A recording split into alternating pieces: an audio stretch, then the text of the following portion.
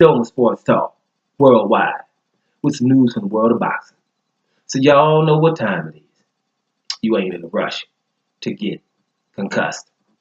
Now let's talk TAZ, baby.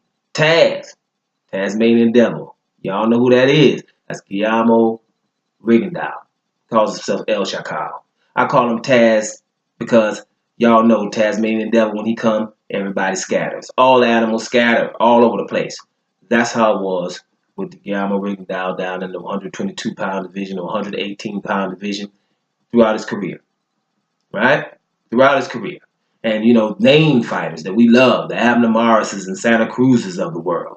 Lee Selby and Carl Frampton of the world. And Nonito Donaire didn't want to rematch him after he beat him. Things like that. People scattering. Right? So he returns. His last fight was against the #1 pound for pound for most people, but pundits who are trying to tell you, Lomachenko.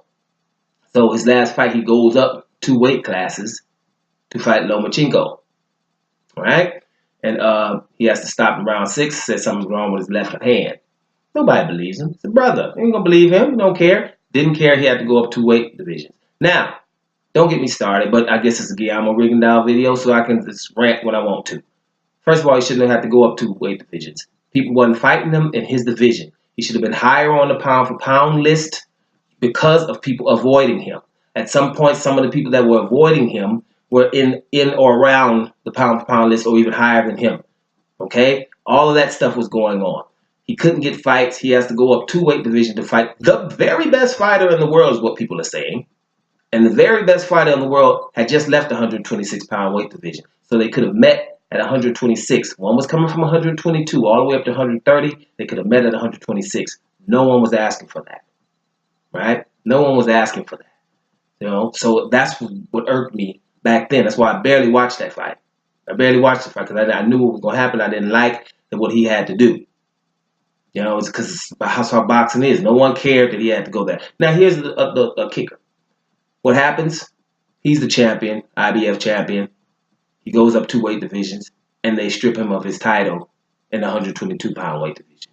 They're not proud of him or happy that their champion's trying to do something magnanimous like go up 2 weight divisions and not just fight somebody 2 weight divisions higher, but the guy in all of boxing. And his title at 122 is taken from him. Why? So other people can fight. That's why. That's less deserving. And we can have them match each other. And they would fight each other, but they won't fight him. So what happened, I've been ranting about this for years. It's just ridiculous, right? When you're looking at Guillermo Rigondeaux, it's one of the most tragic things in boxing, and people don't care, right? They don't care. He's coming back this weekend to fight your boy Giovanni Delgado, do a Mexican cat, 16-8. This is his first time. He wants to test the water, see how his hand's doing, and get back in the mix. But let's never get this twisted, man. The guy's 38 years old, right? And, I was checking an interview of him, all right? And, people are asking him, well, do you think you need to change your style to become more fan-friendly, right? This dude is 17-1 with 11 knockouts, knocks out people.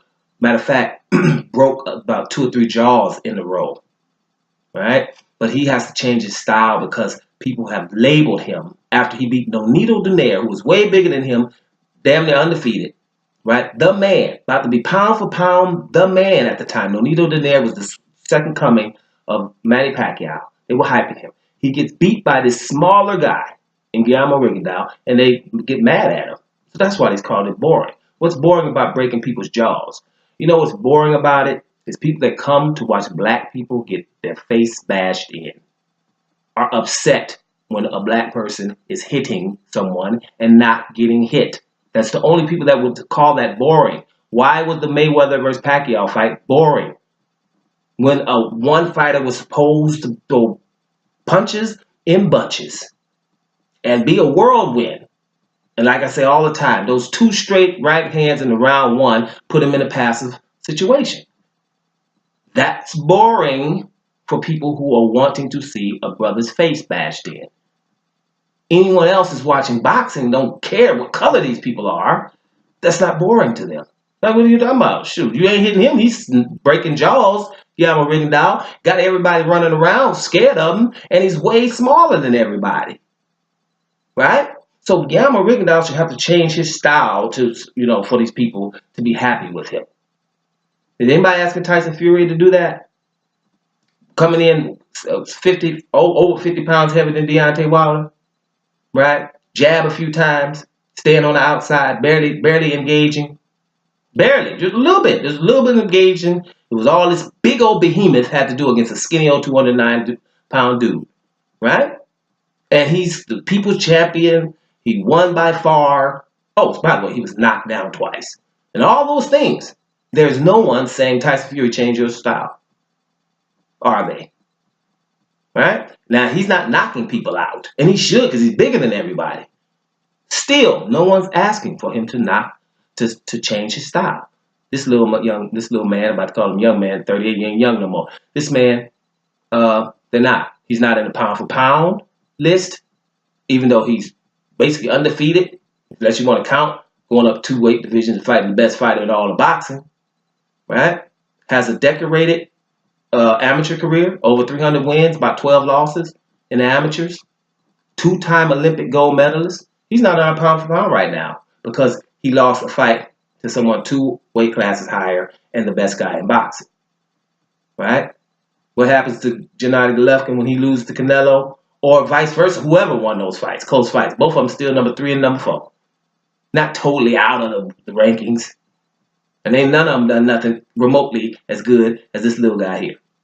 This is the thing when you're thinking of boxing, you're like, this is what's going on in boxing. Yes, and I'm speaking about it directly because that's what it is. There's no way. His fight against this Delgado, you can't find it in BoxRec. Nobody really cares that Guillermo Rigondeaux is coming back.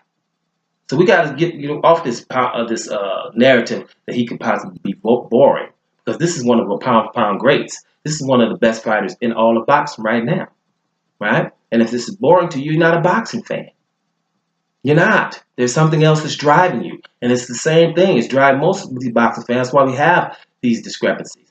If you're into BTBG and that's why you're watching it, then that's why you'll be upset about things like this. How can a person not go for a small guy who's being avoided and he's older than everyone? And these fighters won't fight him. He can't get fights. He needs fights also to support his family like everyone else does. Right? No, you see these people avoid him and then go and have fights that are more lucrative amongst themselves. Is that cool for you? Right?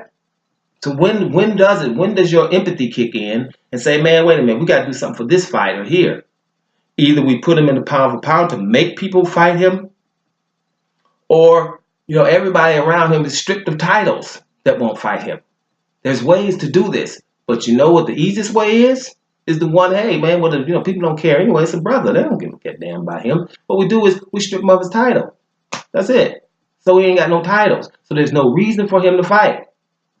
Similar to Louis the Real King Kong Ortiz, the WBA, what they did back then in the heavyweight division. These sanctioning bodies are suspect. They have to be investigated. There has to be somebody above them. There's no way that you should have to give up your title if you go up 2 weight divisions to fight somebody. It's not going to happen to Mikey Garcia going up there to fight Errol Spence. It didn't happen to Kell Brook going up there 2 weight divisions to fight your boy Gennady Golovkin. And I'm probably missing a few, but those are the 2 that just come out right away. Right? It's not happening because it should be seen as something. Wow, man, 2 weight divisions. We got weight divisions for a reason. Going up 2 to fight someone, especially someone formidable, we're going to celebrate that. Matter of fact, you should have a coming back party when you get back. IBF's everybody's supposed to be part of it. Hey, good try. It was a pretty good try, man. Hey, you can't fight it with one hand. If you're going up 2 weight divisions, now we ain't going to fight it with one hand. Maybe if your jabbing hand got broke, but your main hand and the dude's that much bigger than you, people don't do that unless their name's Deontay Wilder. Right? You don't want people to be doing that. Right? But even if you do it, they nobody care about Deontay Wilder either. Don't like him. The ones that say it's boring, you remember the ones who say that fighting and you're not knocking people out is boring, or because you're not being hit, because they like knockouts. Right? They like knockouts. I can remember, hey man, we like knockouts. Deontay Wilder knocking everybody out and smaller than them. Ain't getting no love. BTBG. Simple as that. So this guy right here, TAZ, is back in the house. I can talk about him all night because TAZ is being treated unfairly. I think people need to just hone in on it, get behind him. He's 38 years old. The next 2 or 3 years, if we can, try to get behind this guy, right? Try to stay focused on how they do this guy, how he's being perceived, which is unfairly. Just stop hating on somebody. Just if no one's better, say, hey, he should fight this guy, this guy, this guy. Something reasonable in his weight class. He'll go down to 118, go all the way up to 126. He said it right now. Who you want to fight? Anybody from 122 to 126, any of the champions. Step to them. They won't. Just like Ortiz and others. We can't keep letting this happen because the fact that this is a brother. That's why they can get away with it, because no one would really care. So just start caring around here. Guillermo, Rigondeaux fighting on the weekend, and whenever else he fight, let's get behind the dude. Because he's 38 years old now, and he's something to behold. And another thing, he needs to be in the pound for pound, period. To somebody around his weight division is better than him. Any one of them, 118, 122, or 126, unless somebody can crystallize themselves as better than him, they shouldn't be in the pound for pound list above this guy. But they are. Doma Sports Talk. Worldwide. And I'm up out of here, y'all.